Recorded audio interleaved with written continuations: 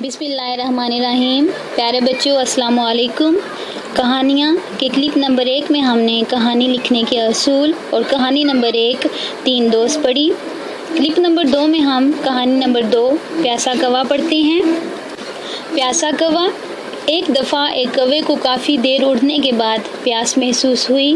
اس نے دائیں بائیں پانی تلاش کیا مگر پانی کہیں نظر نہ آیا۔ اڑتے اڑتے اسے ایک باغ میں پانی کا ایک گڑھا پڑا ہوا نظر آیا۔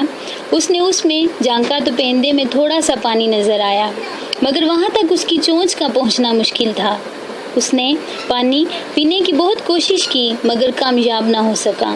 اچانک اس کو ایک ترکیب سوجھی اور اس نے قریب پڑے ہوئے کنکر مٹکے میں پھینکنے شروع کر دیے۔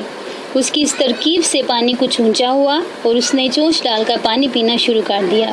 یوں اس نے اپنی پیاس بجھاتے ہوئے اللہ کا شکر ادا کیا اور اڑ گیا۔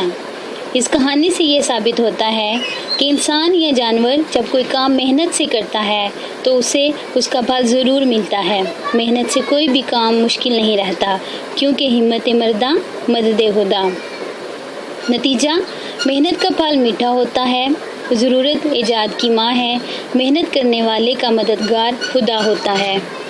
پیارے بچوں، ہماری محنت کبھی رائے گاہ نہیں جاتی، اس لیے ہمیں ہمت نہیں ہارنی چاہیے بلکہ اپنی محنت کو جاری رکھنا چاہیے تاکہ ہم کامیاب ہو سکیں۔ حضرت محمد صلی اللہ علیہ وسلم بھی ہمیشہ محنت کیا کرتے تھے۔ غزوہ خندق کے موقع پر جب خندق کھودنے کی باری آئی تو آپ صلی اللہ علیہ وسلم نے صحابہ کے ساتھ مل کر 40 گز خندق کھودی۔ محنت کرنے والا نہ صرف دنیا میں کامیاب ہوتا ہے بلکہ اس کی آخرت بھی سنور جاتی ہے اور محنت کرنے والا اللہ کا دوست بھی ہے۔ تو پیارے بچوں، ہمیں چاہیے کہ ہم اپنا ہر کام محنت سے کریں۔ آپ کے لیے گھر کا کام یہ ہے کہ آپ نے کہانی نمبر 2 پیاسا کوا یاد کرنی اور کاپی پہ لکھنی۔